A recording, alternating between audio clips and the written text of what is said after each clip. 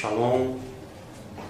Eu gostaria de trazer um esclarecimento dentro de um texto que talvez através desse texto adveio uma doutrina herética mediante as Escrituras, na qual se diz que a Torá, ou lei, como os cristãos conhecem, foi anulada. Mas se o próprio Yeshua, Jesus, ele próprio falou que não veio abolir, anular a Torá ou lei, então com que direito o apóstolo Paulo ele pode escrever que a Torá, a lei, foi anulada ou prescreveu até o chamado Antigo Testamento e que hoje nós vivemos uma nova era, debaixo da graça e não mais debaixo da lei? Vamos entender biblicamente que conceito é esse que surgiu há muitos séculos atrás e trouxe essa doutrina totalmente herética e disseminou ela dentro das igrejas hoje, que é corroborado pelas doutrinas que fazem parte do meio cristão, para dizerem que a Torá foi anulada, não existe mais. E o texto que muitos utilizam encontra-se na carta que o apóstolo Paulo escreve aos Romanos, capítulo de número 10, versículo de número 4, que diz o seguinte: porque o fim da lei é Cristo, para a justificação de todo o que crê. Claramente nós vemos na tradução das Bíblias cristãs, estou usando uma tradução NVI, Nova Versão Internacional, na qual ela traz na sua tradução, na sua versão, que o apóstolo Paulo ele está escrevendo, está declarando que Cristo anulou a lei. O fim da lei é Cristo. Quando ele consuma a sua obra redentora na cruz do Calvário, então ele anula a Torá. E esse ensino vai de encontro aos ensinos proféticos e cristocêntricos. Agora vamos entrar em uma questão que poucos conhecem. Nós sabemos que toda a Escritura ela foi escrita em 3 idiomas. A totalidade dela foi escrita em hebraico, apenas alguns trechos foi escrito em aramaico. Mas a Brit Hadashah, que é conhecida por Novo Testamento, ela foi escrita no grego. E o interessante é que a palavra grega aqui não é fim. A palavra grega nesse texto que o apóstolo Paulo escreve é telos. E telos não significa fim. Telos faz referência a propósito, a objetivo. O que o apóstolo Paulo está querendo nos ensinar é que o objetivo, o propósito, a meta ou finalidade da Torá é o Messias Yeshua. De que forma nós podemos compreender isso de uma forma mais literal? Quando nós entendemos quem é a Torá, o que a Torá representa. Para sabermos o que é a Torá, nós temos que conhecer o propósito eterno de Deus ao enviar para o ser humano a Torá. Então veja, as Escrituras, elas respondem que desde o princípio ele, Hassatan, foi um assassino e nunca se apegou à verdade, porque não há verdade nele. Quando mente, fala do seu caráter, porque é mentiroso e de fato o pai da mentira. Yohanan 8:44. João, capítulo de número 8, versículo de número 44. Hassatan, o enganador do mundo, Apocalipse ou Diliana 12:9. Quando Hassatan fala mentira, ele está falando da sua própria linguagem. Se a Torá é a verdade, o que é a mentira de Hassatan?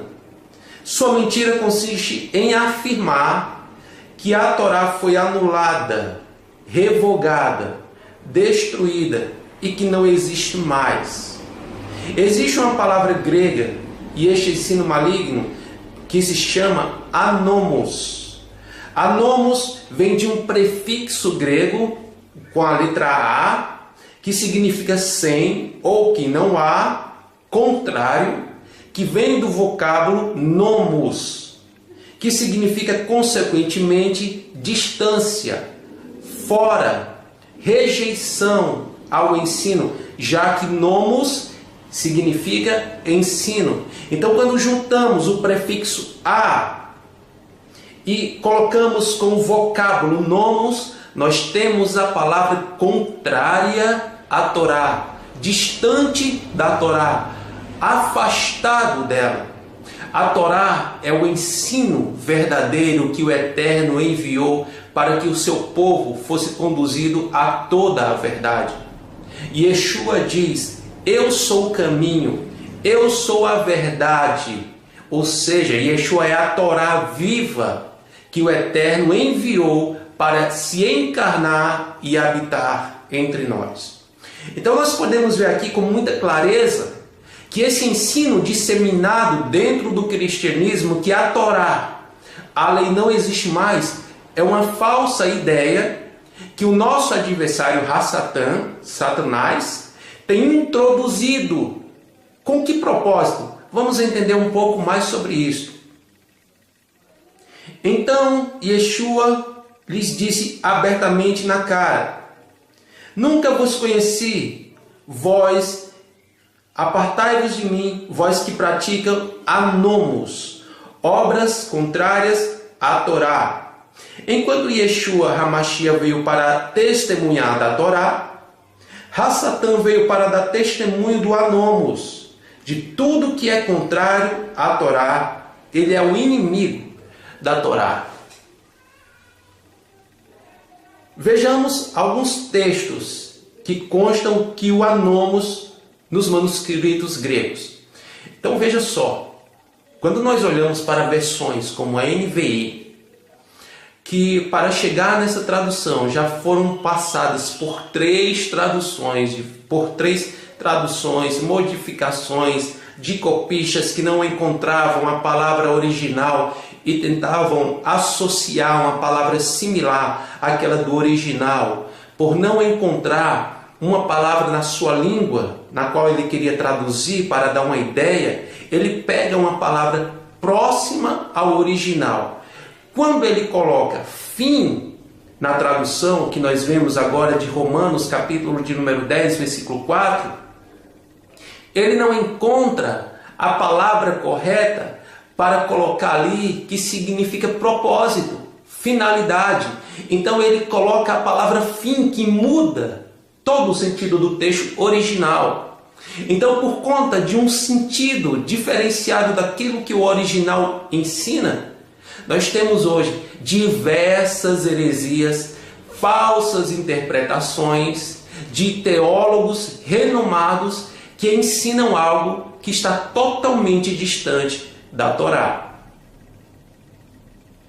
Então veja, alguns textos que fazem referência dentro da Brit Hadashah, o Novo Testamento, textos com algumas versões no original, com palavras no grego. Então veja bem, a palavra anomos aparece nos seguintes textos. Mateus 13:41. O Filho do Homem enviará os seus anjos, e eles tirarão do seu reino tudo que faz pecar, e aqueles que fazem anomos, obras contrárias à Torá. Aparecerão vários falsos profetas e enganarão muitas pessoas, e por se multiplicar o anomos, o que é contrário à Torá, o amor de muitos se esfriará. Matitiahu, Mateus 24, 11 e 12. Então, preste atenção nessa palavra, que na Bíblia de vocês está traduzida por aumentar a iniquidade, o amor de muitos se esfriará. Mas quando pegamos a palavra iniquidade e traduzimos ela para a língua grega, nós temos a palavra anomos. E como já foi dito, anomos significa distanciado, separado, longe da Torá, do verdadeiro ensino. Então eu pergunto, o que tem feito essa massa de gente hoje, cristãos, judeus, espalhados por a face dessa terra, que um dia tiveram um contato com o livro sagrado, se distanciarem com tanta facilidade do amor ao Eterno? É exatamente esse. Eles não conseguem se firmar na verdade porque eles não conhecem a verdade. E a única coisa capaz de livrar o ser humano e libertá-lo da escravidão do pecado é a verdade. Yeshua diz: conhecereis a verdade e a verdade vos libertará. Tudo que é contrário à verdade é anomia. Ainda que eu conheça as Escrituras de Gênesis a Apocalipse, sem conhecer a verdade que liberta, eu apenas vou ser um conhecedor aqui, ter apenas o intelecto, mas não ter a condição de praticar aquilo que a Torá ensina, que é guardar as mitzvot, que são os mandamentos do Eterno, amá-lo de todo o coração, que é o maior de todos os mandamentos. Êxodo capítulo de número 20, versículo de número 1. O primeiro mandamento que o Eterno fala para Moshe entregar ao seu povo é: eu sou o Senhor, que vos tirou da terra do Egito. Segundo, não terás para mim outros deuses além de ti, porque sou eu Deus zeloso. Quando Yeshua fala que o maior de todos os mandamentos é amar ao Eterno, Yahvé, de todo o coração, de toda a alma, de todo o entendimento, ele está querendo dizer que aquele que ama ao Eterno de todo o coração reconhece que ele é o único Eterno, o único Yahvé, o único Elohim, capaz de amar o homem com amor incondicional, com um amor tal, ao ponto de dar o seu único filho, para que todo aquele que nele crê não pereça, mas tenha a vida eterna. Então a conclusão de tudo isso aqui é muito simples. O Anomos, inimigo da Torá, nós já sabemos quem é: Ha-Satã. Quem defende que a lei não vale mais está propagando uma mentira inventada pelo adversário, como está escrito nos textos acima. 2 Tessalonicenses: aquele que não crê na verdade, a Torá, e aceitaram o ensino do Anomos, Ha-Satã, serão julgados. E este é o grande problema do cristianismo: expande o ensino de Ha-Satã de que a lei foi abolida. De fato, muitas pessoas têm recebido o ensino do Anomos.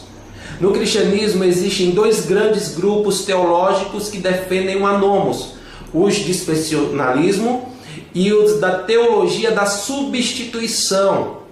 Estes afirmam que a Torá não é mais válida para os dias de hoje. Ensina os dispensacionalismo que a aliança eterna de Elohim foi substituída por eras.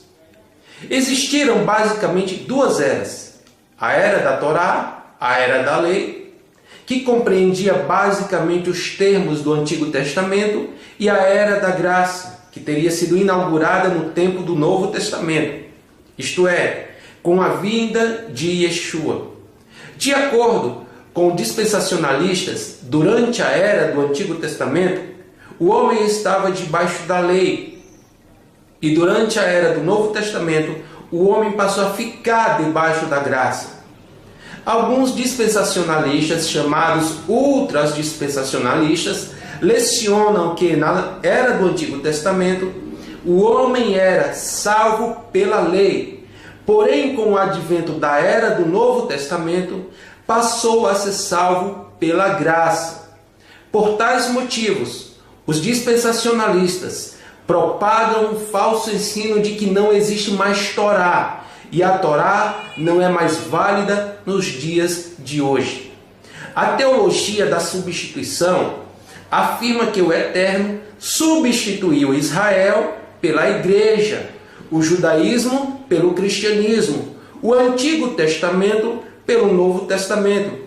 e a lei pela graça. Disto resulta que também defendem os falsos ensinos de que não existe mais Torá, e a Torá não é vigente nos dias de hoje. Caro irmão, tudo bem se eles ensinam que a Torá não é mais válida, porém não chegarão a tal ponto de ensinar que a moralidade sexual é aceitável. Quem ensina contra a Torá de uma igreja nunca usaria a expressão "a lei foi anulada" para promover a imoralidade sexual. Sabe por que muitos pastores hoje têm tolerado o pecado sexual, da imoralidade sexual, da promiscuidade sexual, do homossexualismo? Exatamente por este conceito diabólico que a Torá, o ensino eterno e vigente até hoje, foi abolido, foi anulado, caiu em desuso. Mas não é isso que as Sagradas Escrituras dizem. Então convido você a analisar com muito cuidado aquilo que você lê, que você ouve e que pregaram para você que não está com base nas Escrituras Sagradas. Aquilo que o Eterno nos deixou e jamais pode ser adulterado a sua essência. Embora houve adulterações nas traduções, nas interpretações, e houve também vários enxertos dentro da palavra do Eterno. Porém, a sua essência, homem nenhum conseguirá alterar. Que o Eterno vos abençoe. Guarde esta palavra em nome de Yeshua HaMashiach.